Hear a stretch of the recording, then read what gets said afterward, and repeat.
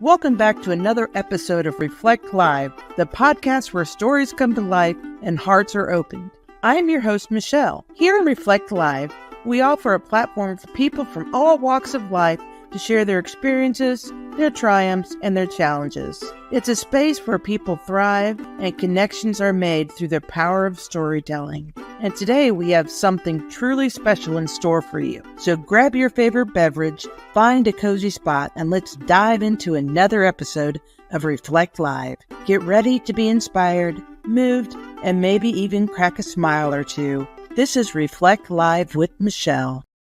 Hello, you've reached Michelle with Reflect Live podcast, and I am blessed to have Dionne Woods with me. She is an artist, a designer, a motivational coach, motivational speaker. She has her own podcast. It's called Paint Talks Podcast. She's a teacher of art and all kinds of stuff. So thank you for coming on. Well, thank you for having me, Michelle. It's always a pleasure. I really appreciate you giving me and other people a space to share their story. So it's really a special time. So thank you. Thank you so much. Now, when I say all that, Dionne, how are you feeling inside when I give all your successes and I say it out loud? How are you feeling when I say that? It's a great question, Michelle. A little as if I'm confusing people or a little embarrassed, to be honest with you. It makes me go, oh, goodness, that's probably confusing people, because I often hear, how do you have time to do all of those things? And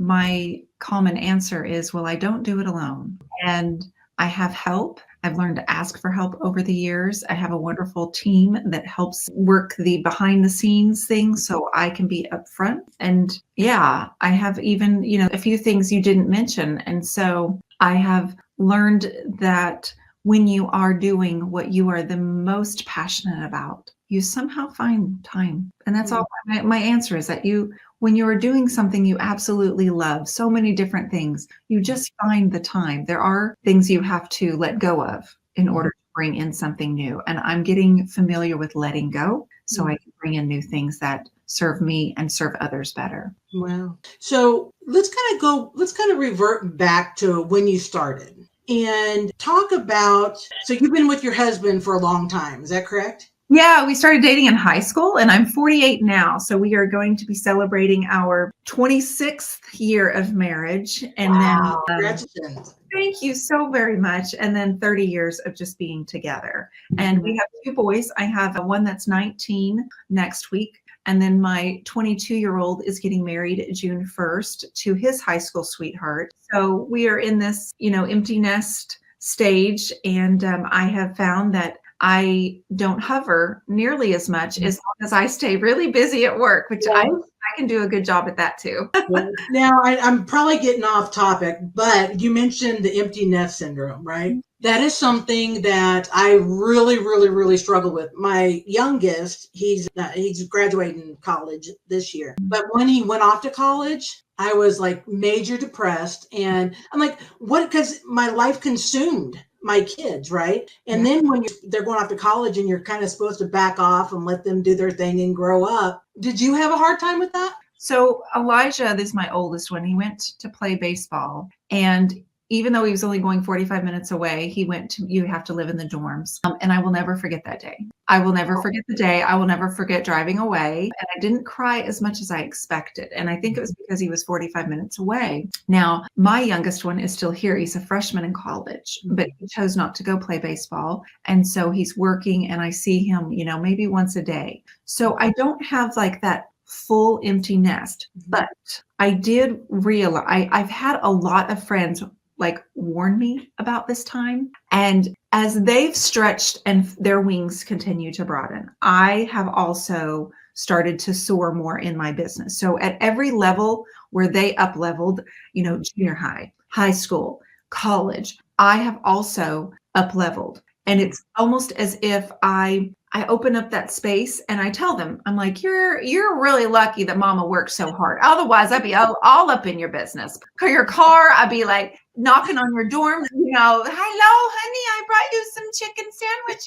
I mean, whatever I could do, I would do it because that is the type of mom that I am. Yes. Because I can't really get away and I've just thrown myself into work and serving others. And like you said, Michelle, when you are a mom and you're taking care of everyone, and we do often identify as their mom, that's where we feel the most comfortable, and we devote our entire life to being that role. I have had the privilege of getting to know other women and that are 10 and 15 years older than me. Some of the ladies that I coach, and they've warned me, Dionne, you better, Dionne, you better. And so I felt like I needed to really listen. They've gone ahead. They've taken time to tell me how that I might feel this way. So yes, I think I'm going to have a harder time with my boy getting married with you. I can't play the songs. They said, what song are you going to dance with Elijah to? Well, Lordy, if I know, because I'm not sure I can stand up out of the chair. I don't know. I remember the day that he was going to, he's like, this was proposal day. And it was just he and I in the home. And we were going to go to the party afterwards. So we all knew. And so I was standing in the kitchen, and that's another one of those moments I won't forget. And he's walking out the door, and he pulls open the garage door, and I said, wait, Elijah. And he's like, yeah, Mom. I mean, he's nervous. I mean, I know he's nervous. He's got this box in his pocket. Yeah. He's trying to I know he's nervous. And I said, I loved you first, and I'll always love you most. And he's like, Mom, I know. And I'm like, I'm just telling you, I'm super proud. I don't want to do this. You don't have to do this. You can stay a girlfriend. It's fine. And I love her too. I absolutely adore her. Her name is Julia. And oddly enough, when I was pregnant with my youngest, his name was going to be Julia. And so when Elijah started dating Julia, I said, oh, I finally got my Julia. Nice. So great. Yes. We do as mothers have to let go, even though it's hard. And, Morgan is her name. And she's like, Michelle, you're going to have to get your crying out before you go to the wedding because it's going to be awful. Yeah. So I can relate. I can totally relate. Yes. We're on the same page. We're living parallel lives here through letting go of the boys. Oh my gosh. Very much so. Well, let's kind of transition to when they were younger, right? Mm-hmm. So I find as they're entering adulthood, our relationship has totally changed. And me as a person have totally changed from when I first started, right? So did you ever experience parenting hard or any bouts of depression or anything at the very beginning that you could enlighten us on? Oh yeah, sure. Probably all of that and all of the above. Absolutely. Especially as an entrepreneur, I don't think you don't miss some of the things that you have to go through because you need them to keep going. You need to learn. And even just last week, I learned a very important lesson of actually letting an employee go. And that was just one of those things that you just have to do it. And it's hard. But this is my 14th year of business as the Turquoise Iris. And I started this as a necessity to pay our bills, just to, what can I do? I've always just loved the idea of making things pretty, but how in the world do you turn that into a career? But luckily for the internet and social media, I was able to really just pull all of the little jobs that I had done, even being Aunt Dee's daycare, which was, all the nephews, my brother's boys and my sister-in-law's son. And I would have all 5 of them and we would do art day. And there were just lots of little things that I've done over the years, taking care of my grandmother before she passed, taking care of toddlers, 13 toddlers and potty training them. And not that I'm potty training anybody else after that, but all that to say is nurturing and realizing that I'm a really good teacher. Mm-hmm. And I didn't know that until I went through all of these little things. Mm-hmm. So about 5 years into my business, I was just painting furniture to pay the bills, like flipping, showing up at practice, just hustling. And I just felt like I had never been so busy in my life. So about 5 years into my business, I decided that I needed to do things a little differently, but I didn't know how to do it. I was shipping my furniture all across the country and selling on Etsy. And we had built our dream home out on 5 acres. And this was before there was Joanna Gaines doing her farmhouse stuff on TV. Now I know she's doing her stuff, but she wasn't doing it on TV. We built a farmhouse with a wraparound porch, 500 square feet of just porch with the porch swings and the detached garage. And I had this vision of the raised beds and the wildflowers, and the sunset view was just mind blowing. And we were 32 and 33 when we built this. We now look back and we learned that was too early, that was too much for us at that time. But we found ourselves what's the right word? We found ourselves just completely overwhelmed, Michelle. We found ourselves completely overwhelmed, and then we found ourselves completely employed by ourselves. Mm-hmm. Both of us lost our jobs. Well, my husband quit, and then I was let go of a part-time position, and we just both got fed up, and we are the unexpected entrepreneurs, both of us. He's an electrician, so he started his own company, and I just dove all into the Etsy store. I was sewing dresses, I was sewing this and sewing that and doing all kinds of different things, just anything I thought would sell. And it was going great until we lost our jobs, and we were working completely by ourselves, for ourselves, alone. And the boys were reaching that age where baseball was becoming their dream. And very expensive. And a very expensive dream. Yes. And my 11-year-old says, I'm going to try out for a travel ball team. And I know a lot of us parents have been there, but how in the world? And then I've got 2 boys wanting to do travel baseball. So all of that led me into a major depression. And I call it like that black hole moment where for 2 weeks I didn't get out of bed. I didn't know how to get out of bed. I didn't feel like I could care for myself, let alone my children. My brother would come over and just to make me laugh. My brother being the dad dork, he's always been a dork, but he could come over and he would literally sit on the bed with me and just tell me the dumbest things. And I would laugh, and it was like the best medicine. And I wasn't upset with my marriage. I wasn't upset with my friendships, my family. I just couldn't figure out how I could add value and get ourselves in a space where we weren't overwhelmed. My children were growing. They were, thriving, and I was stuck. It felt like my creativity was stifled, smothered. I mean, literally, I felt like I was being smothered and just could never catch my breath. Reality of all of that is we were just spread too thin time-wise and financially to move forward. I really felt like I hit a brick wall, and it was up to me to make the decision to sell the house, our dream house. So once I got over that, I figured it's a thing, it's a material item. Even though we poured years of love into that home, I told my husband, listen, we got to do it. And he said, whatever we have to do, I trust you. Let's go. Put that house up for sale. We downsized. We made a commitment to ourselves and to our businesses that we would pay off any debt and we would start fresh. We had a smaller home, a yard. The boys were right across the street from their school. And so they could be our focus. So on the weekends when I'm at the ballpark, I wouldn't be completely consumed and overwhelmed with selling things. Because at the time, if I didn't make something and sell something, then I didn't make any money. And so same for my husband, Matt. If he wasn't working as an electrician, there was no money. And so we're both still self-employed.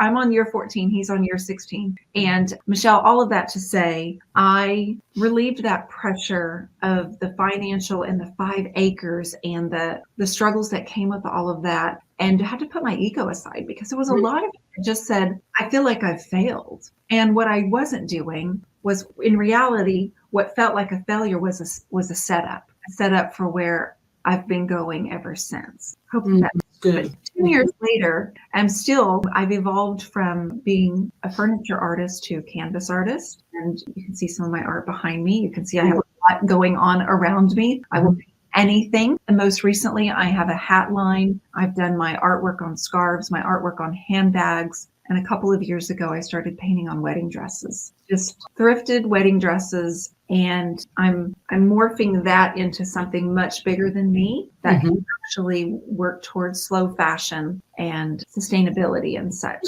So I won't go too far because I don't want to overspeak. But if I look back at that time, I describe it kind of like, Michelle, I had this yearning. Like, I know I wanted to do more here, but I was maxed out here. I needed to find a way to merge these two because it was like this messy middle. And right here in the center is like this friction of this struggle of me wanting to go forward, but having too many constraints on me. Sure. And one of them was mental. The other was financial. The other was just how many hours in a day can I possibly have? So going back to basics and releasing some of that stress and pressure allowed me and catapulted me forward where I thought I was going to feel like a failure, and I did for a while. But as soon as we started fresh and my husband and I were okay, my kids and I were okay, that's all that mattered. Yeah. 4 of us were doing great. And as soon as I saw my 7-year-old take off down the street on a concrete sidewalk, he never had that. He never had a sidewalk. He's like, Mom, this is The best thing ever. my friends down the street. And it's like, we lived way out in the country, no friends, gravel road. And so I realized everybody's going to be okay. Yes. I was the only one that wasn't okay. And Yeah. once I got through that, I made a commitment to my creativity, and I knew my creativity would catapult me forward. I just had to get out of my own way. Yes, get out of your own way. I love that. And in the Paint the Talks podcast, episode 155, this is steps to refrain your brain for a growth mindset, right? So it's kind of transitioning what you're talking about. And within this episode, you were talking about being embarrassed and ashamed of, you didn't want to admit that you wasn't perfect. You didn't want to admit that something was wrong or something that was going on. If you think about all of the brain activity, and there is so much, but so much of it is habitual. And sometimes if you think about your brain as like an electrical box, or there's cables attached, and you have this one idea that doesn't serve you anymore, and it's actually not really even working anymore, but it's becoming corroded, and the plug, and it's so gross and corroded and disrupted that you can't even unplug it anymore. But if you hang in there and you get tools and resources to help you, you can unplug it, and then you can disconnect, and you can literally reframe your brain by creating good habits and disconnecting the pattern of behavior where you go, okay, for 38 years, this is what I thought. I'm not good enough. I won't figure this out. I can't, until you teach yourself, okay, this is what you've thought in the past. Now you're aware of it. Now, if you know better, you can do better. That's what we're going to do. We're going to do better this time. So then you get to connect it to a different place, like pull that off and reconnect it. So that is clean and crisp, and let that brain activity start working for you instead of against you. And that's something that I coach with in my membership groups. We do a weekly heart talk every single Friday, and it's the number one participation that I get from my viewers. And I have found that if I just admit what I'm going through right now at this moment, I'm not alone. And it also helps you feel like you're not alone. But you've got to be honest. You've got to be authentic and say, yesterday stunk. I ended up crying. I looked at my husband and said, who in the world do I think I am that I can do this? And then if you're lucky enough to have somebody that looks back at you and says, I'll tell you exactly who you are to be doing this. And I have that. Not everybody does, but I have him. He doesn't put up with any, whiny or feeling sorry for myself. He's like, you about done with that? You need some time? No, we're going to move on. And so I've learned to get really comfortable in that uncomfortable state. Wow. And I've learned to thrive in that uncomfortable state. Now, as a coach, is it hard for you, or was it hard for you in the past to be vulnerable? Because as a coach, I can see, like, I'm supposed to be strong, and I'm supposed to have it going on, and I'm supposed to give these people directions, right? And so did you have to overcome being quote unquote perfect to the people that you coach? Yes and no. And the reason I say it like that, as a creative entrepreneur, I was able to get over that before I even started coaching. And I'll tell you what, in 2017, Facebook allowed you to start painting or to do live video. Before that, maybe in 2016, there was no live video, right? Do you remember when that came out on social media, and the first, like, people started going lives, like, what is this? The only time you saw that was like on the Grammys, like this live thing. Oh my goodness. So I had a business coach at the time say, Dionne, if you want to grow your business, the number one thing you're going to do is you're going to go live. And I said, okay, this girl doesn't stand up in front of anybody, and she sure isn't going to talk, because I am the shyest girl in the room. Everywhere I go, my friends can vouch for me. My brother can vouch for me. I am the shyest person in the room. I'm not anymore. But so when you are, again, at your lowest and you're looking for something, I was willing to do whatever. And she told me, if you want to grow your business, do this. And so I snuck on live a few times, and I showed people how to paint, and I showed them how I painted. Basically, I was just trying to breathe and not look stupid. And a lot of times I looked stupid, and a lot of times I would have to say, hey, if you could just come on here and just be nice and not be, be ugly. I'm trying to show you how to do this. I'm actually doing it for free. And what happened was this community showed up for me and continued to show up for me for 7 years. Wow. So I still just from going live. just from going live on Facebook. Then I added YouTube, then I added Instagram, and I have thousands and thousands of live videos where I conditioned myself to say, this is as good as it gets today. This is what I have. But again, I'm doing this for you for free. And let's just have fun together. This is a paid platform, but it introduced me to, sometimes I paint things that are ugly. Sometimes I got carried away. Sometimes I paint with my hands. Sometimes I paint my hair. Sometimes I put it on my face. It doesn't matter. I realized how to not take myself so stinking serious. That's good. And that's what grew my confidence, was having this community that would show up for me every Wednesday, Friday, and Sunday, 8:30 Central Time, for year after year after year after year. So when I started my membership group, I was already used to just being vulnerable enough to say, well, sorry guys, I know I painted for 45 minutes and I really don't like what I'm doing. We're going to paint over it Friday when we come back. And they still showed back up, Michelle. They didn't just write me off. They didn't unfollow. They just wanted more community. And that's how my confidence, real confidence, is grown by community and connection. So if you have someone truly connect with you and they hear you and they listen to you, that's where confidence comes. So talk a little bit about your membership and how can people get involved with it? Oh, sure. My website's theturquoiseiris.com, and turquoise is just my favorite color. And when I started on Etsy, I had to have a name, and I'm like, I'm Dionne, but I don't know, that's hard to spell. Little did I know that turquoise was also a hard word to spell. I didn't like my word, so I knew how to spell it. Iris is my mother and my grandmother's middle name. I knew that if I was going to start a business, which I did not want to be self-employed, that I needed a daily reminder. If they can do this hard thing, the things they've gone through in their life, surely I could make some things and I could do this. I can learn the computer. I have no degree. I don't have any art training, no formal training I'm self-taught, other than just what I've been lucky enough to absorb in the world around me. And I have made this company what it is by showing up every day. And I started getting a lot of questions on those live videos, Michelle. How do you do this? Or can you show me more? Can I come to your garage and paint with you? And so I thought, I need a place to funnel these questions. And so I just randomly started a membership group in 2017. And 7 years later, we still have that one. And then I morphed it into the next level. And then I've morphed it into one-on-one coaching. And then I've morphed it into a magazine, another platform for supporting creatives. And then that is supported by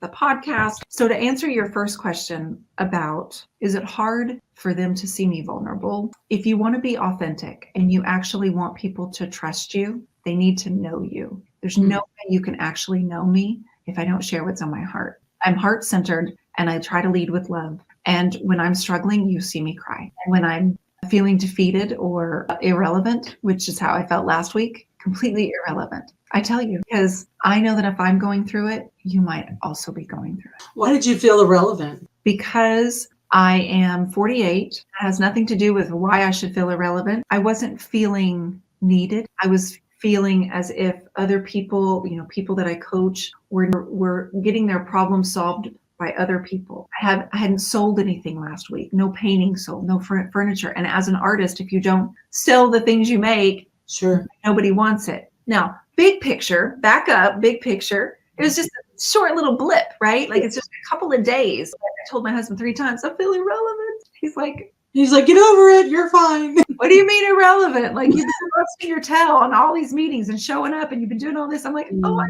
know. Okay, you're right. But we do. We feel that way. The main thing is to not get stuck.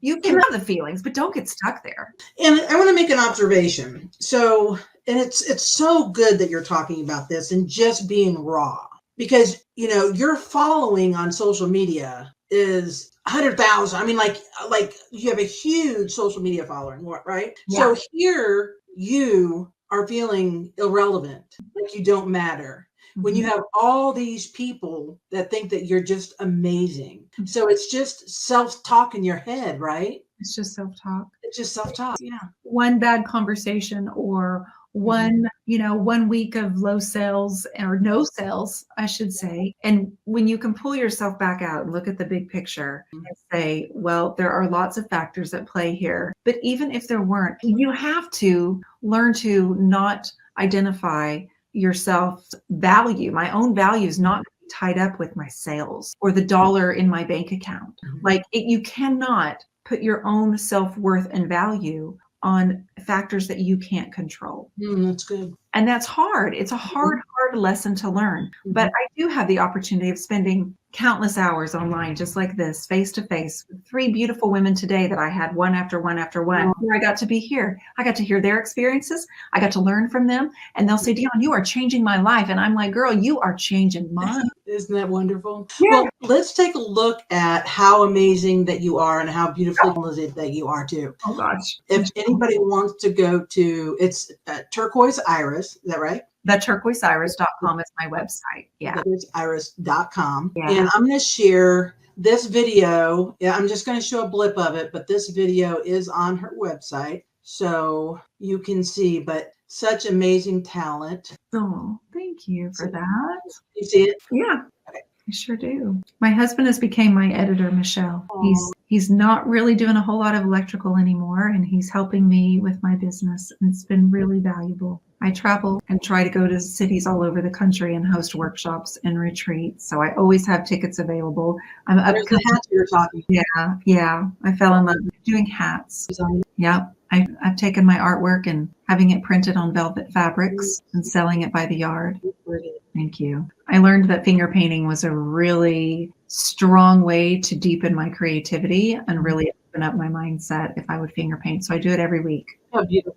Thank you. So pretty. Thank you so much, Michelle. I've enjoyed even the whole video making process has become a creative force in of itself. I started working with BloomTV Network in 2021, maybe? I can't remember. And since then, we've developed MadeTV Network, and we started filming a show last year. I got to start my show and pitch a pilot to them. And we're on a kind of a hold right here because it's a startup media company. But I even have the pleasure of working for them. They've hired me as their director for community engagement.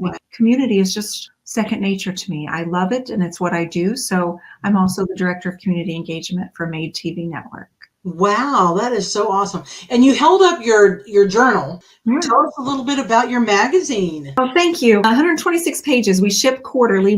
We launched during COVID because people were home and we wanted to give them something creative. So we did a digital magazine first, and we did that for 2 years. So every quarter we did a digital, which this was another way for me to give back to this community. So I opened up submissions, and the creative people in the furniture and art world submit, and we feature 15 people usually in every journal. Then we went to print a year and a half ago. Scariest thing I've ever done in my business, just to lock in the cost of doing. I mean, essentially it's a book. It's not a that is. It's great. Yeah, it's a really high quality. So we call them volumes because my goal is for them to be timeless. But my team and I, my editor Cami Collins, she had this big vision and said, Dionne, everything that you do, styling, photography, because what I've learned about photography, Michelle, is all I've ever done is sold online. I've never had a storefront or a booth or anything, but I've only sold online. So for me, photography has to be the number one thing. So I stage all day. I photograph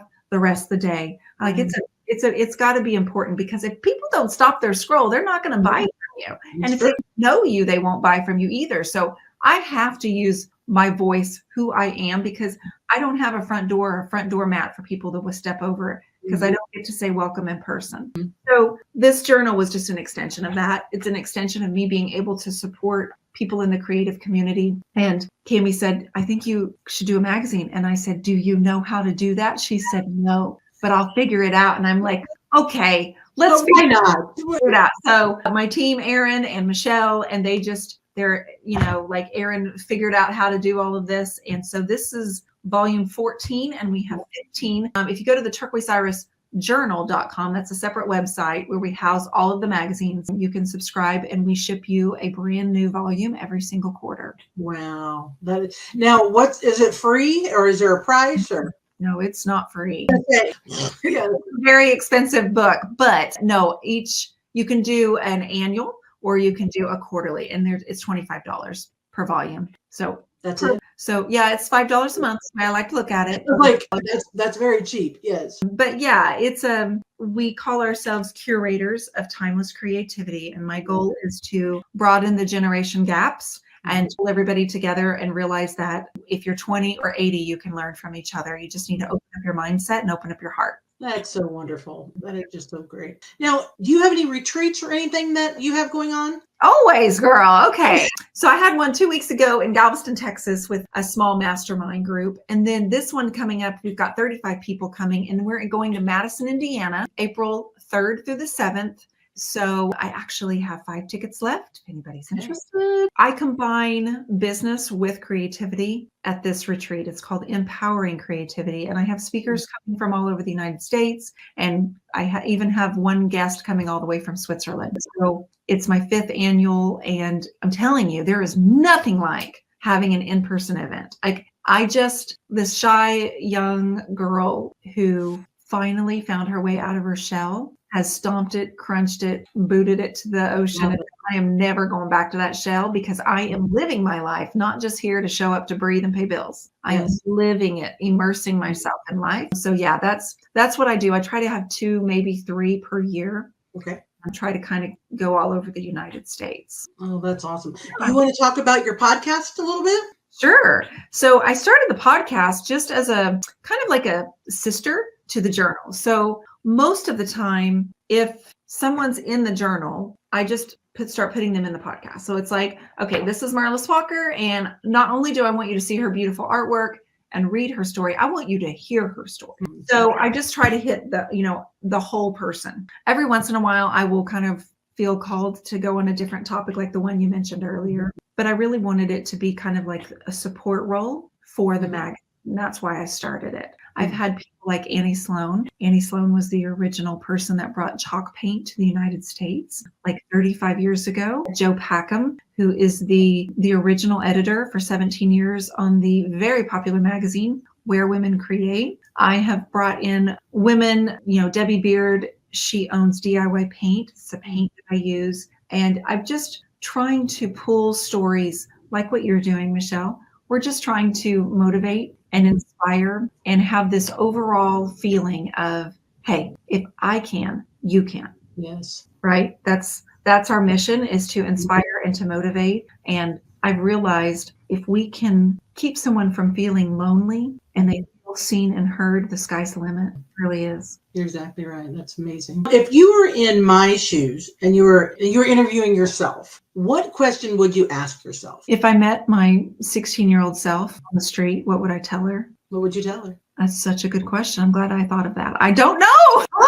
Oh, hold on a second now. Let me just think about this. I mean, there's so many things I'd want to say to her. I would look at her and be like, oh my God, you're skinny and your arms look so good. Did she have body issues thinking that she wasn't skinny? Yes, she never wore a bikini because she was like a size 2, but she thought fat. Oh. Like the things that go through your head's like, oh, I can put my arms around her. If I met my 16-year-old self, I would say, 1, not that guy. Keep going, because the nights you're crying, I know it feels like a lot, but skip over that and you just know that the good one's coming. Good. Yeah, you know what I mean? Like, I know what you mean. The broken heart. But this is no, not at all. And I would definitely tell myself to not take myself so seriously. Life is not meant to be that serious all the time. You know what I mean? I was very, very serious, very much always put together, never dancing, never letting anybody really even hear me speak, and just being so incredibly self-conscious, like for what I just mentioned.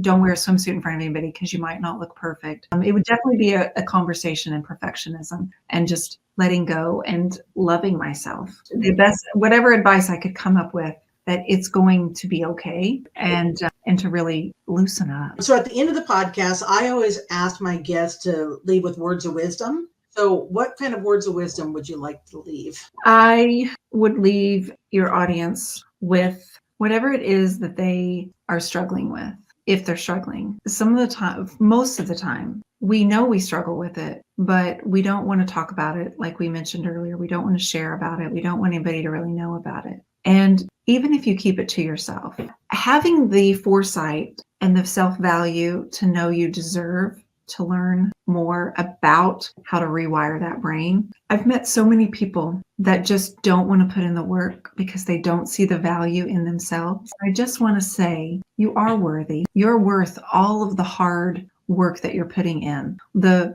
quotes that inspire you, and the, hey, I'm going to try this. You're worth every single bit of that. And even if you fail over and over again, keep trying. Keep trying to learn the lesson and rewire, disconnect that old habit and create new positive habits. It is possible. And feel it, go through it. Just don't get stuck there. That's good. I'll keep going and realize I can feel that. That's my old behavior. That's my old mindset or that narrative, but I don't have to live there anymore. I can actually do this and I'm going to be okay. I'm really going to be okay. And you are going to be okay. That's awesome. When you were in your depressed state, did you ever turn to alcohol or any drugs? No. That's good. Yeah. No, I didn't actually do any of that. I couldn't even keep down. I couldn't keep down water. I couldn't eat. I was just nothing. I couldn't. Yeah. Opposite. It wasn't that I was binge anything. I was just, how do I get myself out of this mindset? And how did I get here? So that's good. I had a friend bring me ice cream and I was like, I can't eat that, but you go ahead and I'll watch you.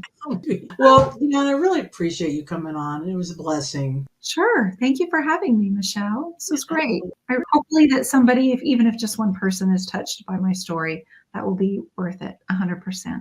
Absolutely. Thank you so much. Yeah, my pleasure. Thank you. Okay. Thank you for watching and listening to this episode on Reflect Live Podcast. Next up, Donald Green, Saturday, May 18th, 10 o'clock, 10:30 a.m. CST. Register at www.reflectlivepodcast.com. Donald Green is a dynamic entrepreneur, philanthropist, and mentor whose work spans a variety of endeavors, from leading multiple businesses to spearheading impactful nonprofit initiatives aimed at uplifting communities. In our conversation, Donald offers an intimate glimpse into his journey, beginning with his challenging upbringing in the rough neighborhoods of New Haven, Connecticut, where he faced poverty and adversity. He also shares his transformative experience of overcoming obstacles and finding success after his time in prison. Listen on Spotify, iHeart, iTunes, or live stream on Facebook, YouTube, or Instagram. Register now on www.reflectlivepodcast.com. Follow so you don't miss out on new live stream episodes.